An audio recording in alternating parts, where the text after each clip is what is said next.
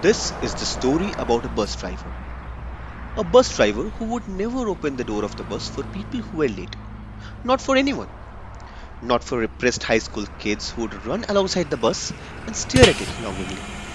And certainly not for high strung people in windbreakers who would bang on the door as if they were actually on time and it was the driver who was out of line. And not even for little old ladies with brown paper bags full of groceries who struggled to flag him down with trembling hands. It wasn't because he was mean that he didn't open the door. For him, it was a matter of ideology.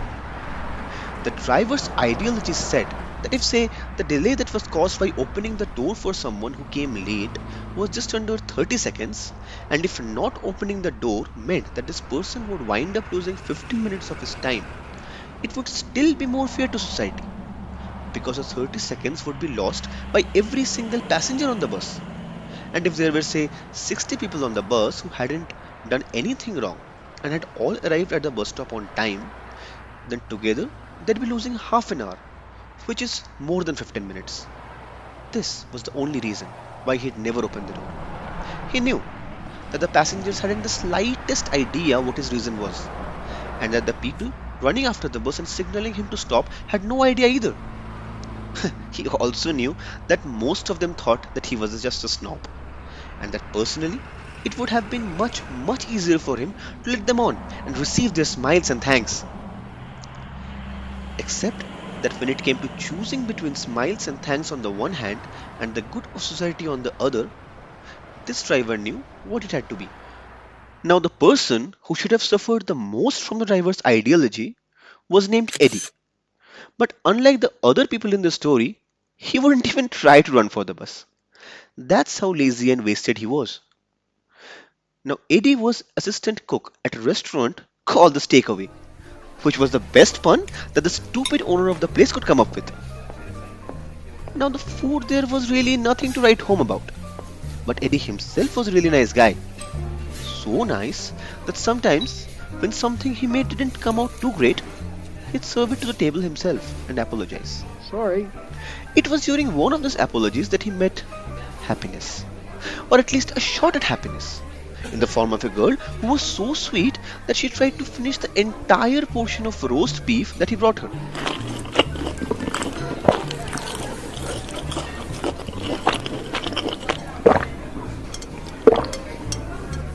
And this girl didn't want to tell him her name or give him her phone number, but she was sweet enough to agree to meet him the next day at 5 at a spot they decided on together, at the Dolphinarium to be exact.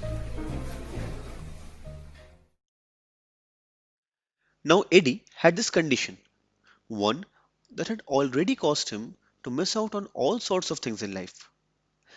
No, it wasn't one of those conditions where your adenoids get all swollen up or anything like that, but still, it had already caused him a lot of damage. This sickness always made him oversleep by 10 minutes, and no alarm clock did any good. That was why he was invariably late for work at this takeaway.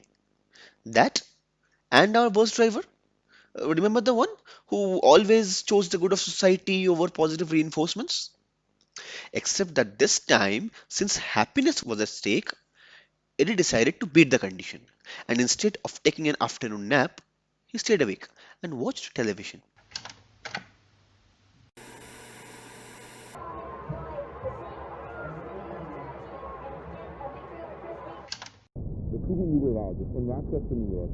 And just to be on the safe side, he even lined up not one, but three alarm clocks and ordered a wake up call to boot.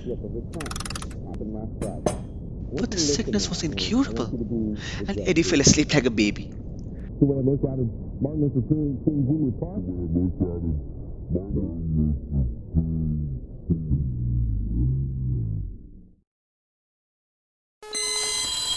He woke up in a sweat to the screeching of a trillion million alarm clocks, 10 minutes too late, rushed out of the house without stopping to change, and ran towards the bus stop. He barely remembered how to run anymore, and his feet fumbled a bit every time they left the sidewalk. This time he ran like crazy, because now he had something to lose, and all the pain in his chest and his lucky strike whizzer wasn't going to get in the way of his pursuit of happiness. Nothing was going to get away except our bus driver, who had just closed the door and was beginning to pull away. The driver saw Eddie in the rearview mirror, but as we have already explained, he had an ideology, a well-reasoned ideology that, more than anything, relied on a love of justice and on simple arithmetic. Except that Eddie didn't care about the driver's arithmetic. For the first time in his life, he really wanted to get somewhere on time. And that's why he went right on chasing the bus, even though he didn't have a chance. Stop it! 100 yards past the bus stop, there was a traffic light. And just a second before the bus reached it, the traffic light turned red.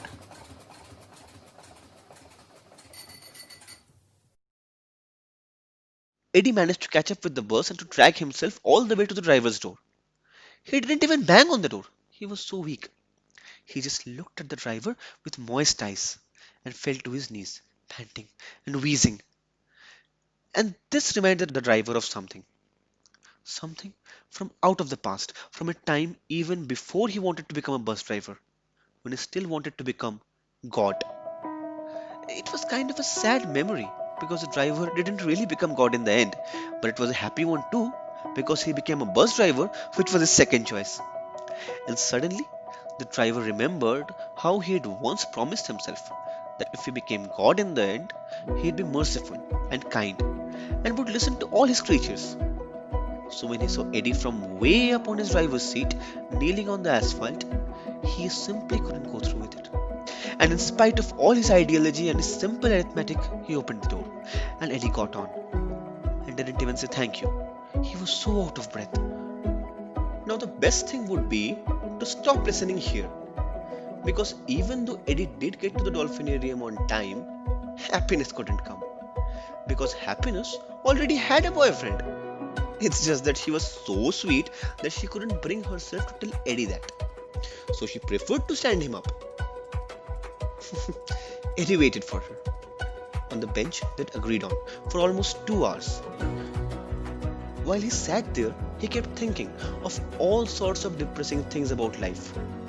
And while he was at it, he watched the sunset, which was really a pretty good one, and thought about how Charlie Horse he was going to about all this later on. On his way back, when he was really desperate to get home, he saw his bus in the distance, pulling in at the bus stop and letting off passengers. And he knew that even if he had the strength to run, he'd never catch up. So he just kept on walking slowly, feeling about a million tired muscles with every step. And when he finally reached the bus stop, he saw that the bus was still there, waiting for him. And even though the passengers were shouting and grumbling to get a move on, the driver waited for Eddie. And he didn't touch the accelerator till Eddie was seated.